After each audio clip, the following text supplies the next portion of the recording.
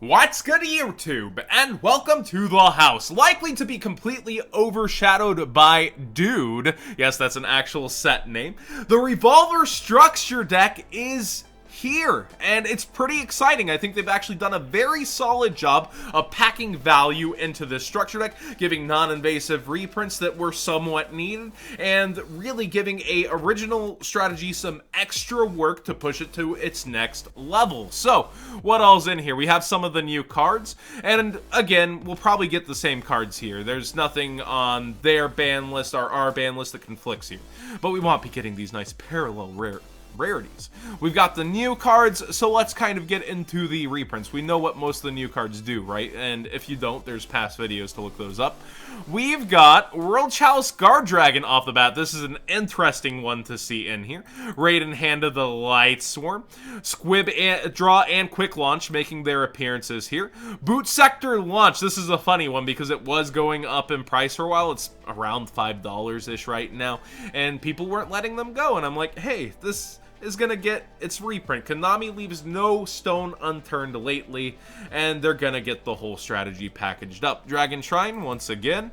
Return of the Dragon Lords is kind of cool. I think it made its debut in a structure deck, and here it is, a pretty solid value card in here. Twin Twisters reprinted once again. Staple back row destruction, still holding in at $5, last reprinted in a $30 MSRP paywall, along with Shadows in Valhalla. So several reprints lately, yet it still holds value. That's kind of the new age MST, right? MST was like $1 forever. Twin Twisters, $5. Okay, it's two of them. We've got Red Reboot. I was banking on this, getting a Prismatic Secret in the Megatons. Konami, don't disappoint. It's okay to give this a couple extra reprints. Come on. We got Mirror Force, Magic Cylinder, and Imperial Order, all making their amazing, appearances in the anime used by Revolver. I saw those all over the internet whenever it happened. I haven't even kept up with the anime, and I saw these moments happen. They're just really iconic at this point, how Revolver does that. And then you've got the extra deck, which actually flexes pretty hard. Borreload Furious Dragon, Swan Boral Dragon, Borreload Dragon himself, Triple Burst Dragon, and Booster Dragon. Just missing Borreload Savage Dragon, which isn't too harsh. I mean, that's a recent card that you can get for relatively cheap. Looking through some value here on the market watch layout here. Triple Burst Dragon sitting, almost at $14 right now. And we knew Borreload Dragon. The moment it was made, it was put out there, even while it was expensive in circuit break, we knew its fate was to get reprinted over and over again as an anime boss monster. So, with its alter art also being released quickly in the OCG, we knew this was coming. We knew its structure deck day was limited, and Firewall would probably be the same if, it wasn't banned. Return of the Dragon Lords, yeah, so its original was structure deck Rise of the True Dragons, and then it got its reprint in Legendary Collection Kaiba. It's been a while. It's really amazing generic dragon support. Nice to see it in here. Boot Sector, this is what I was looking at, the cheapest ones, unless you're shopping from these sellers on other things, near $5. So, again, it was old. Extreme Force. Yes, it seemed gloss over before, but hey, here it is, solid value again. Quick Launch had gone up because of a meta game call, if I recall, with some tricks in, I want to say, alongside Crusadia or something crazy. And so it's nice to see it reprinted again. It did have a recent buyout. We saw it could go to $6, $8, but it's already gone back down for the Mega Pack versions, and the originals, of course, took longer to fall down.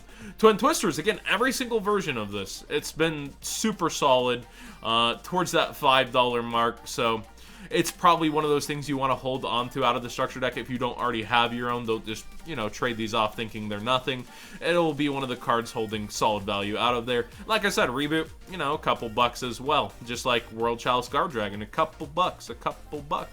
Well, the Mega Pack version a little cheaper, but this was a decent card to look forward to in the future. Has those extra implications, and it's nice for those IB synchros to go along with it. Sometimes they're going to be grabbing this instead of, say, World Legacy Guard Dragon instead. So, It really depends what you're trying to build, but it's nice to see in there. Overall, I think this is solid value, and it's good. And this actually brings up another talking point, right? This is something I didn't talk about with Dude. Yeah, Dude coming out, the real set name here. So I want to go back here and, like, kind of stare at Dude. Konami structure decks are them selling singles in some senses. It is hand-picked staples. They have been doing this for a long time. It's an argument that I didn't think of when I covered this earlier. I think this is still a different level. It's them hand-picking staples. And another well-placed argument for it was that, well, we've needed kind of a starter kit for a long time, and if Konami doesn't plan to slam this home every year, like it's a couple of years things, I could actually get behind it. I'm just scared at the precedent it sets, because I could see this happening every freaking year now. And if you're down for that, I understand your argument. I understand as a player wanting it as well, but for opening product, you know, year-round, opening a Kaiba collection, opening a Megaton, you know, it hurts opening those products when you get the reprints. And that's where I want to, you know, say, how many of the Megatons sell to casuals? Well over 85% versus the competitive players, probably 90%. How many Dupo packs sell to casuals over competitive players? Probably 90%. I did see the comments as well saying, oh, I just pulled this card and now you know it's in here. I get both sides of the fence here. It's just my kind of feeling that, yeah, there's really fun theorio with structure decks. Like, what if Thunder Dragons had been a structure deck instead of Salomon Greats? There's really fun ways to theory how Konami can pre-package their singles, pre-package their sets, and I think there's a conversation to be had there, but I'm going to stick to my side that I think this is a dangerous precedent overall for Konami to just get to hand select and hand pick it. But I am happy for the players at the end of the day. And it's also really funny for those people who think that I have a vested interest, that it's greed that makes me, like, angry at this. I stopped buying and selling cards a long time ago, and I meant it. My anger comes out of, for the people opening product, for the casual player, for the vendors, for the shops, for multiple different facets. It's not just one layer, one thing, one point. It's the big scope of things that I look at when I form my opinion on stuff like this. But again, I understand both sides of the fence. I am happy. I'll be a customer of this for sure. I'll be buying 3 myself. Not going to boycott this kind of thing. I haven't been playing physically because I'm saving up for a car. So this is something interesting. But again, wrapping back around, Konami has been, you know, hand-picking, hand-selecting, reprinting singles for a while, just not on this scope or level in order to sell them as singles. So I did kind of miss that part of the argument, and we're always going to own up to that on the channel, you know?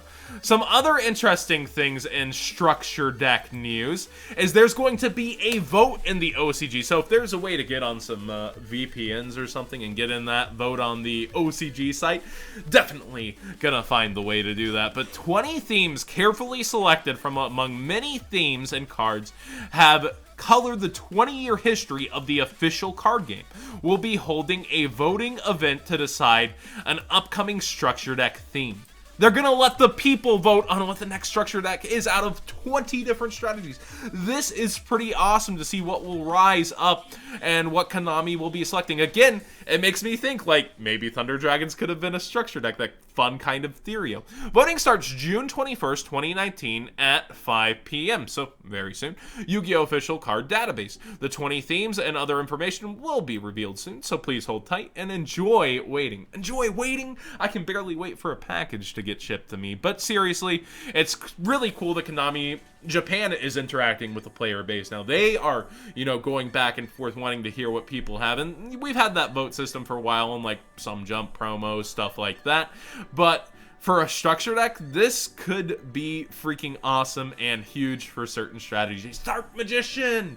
Blue Eyes! Man, imagine what they will be putting on the table. So, we'll wait and see. I don't think we'll be disappointed with what the 20 decks are, but don't get disappointed if yours doesn't come to the top of those 20 decks. People got to vote.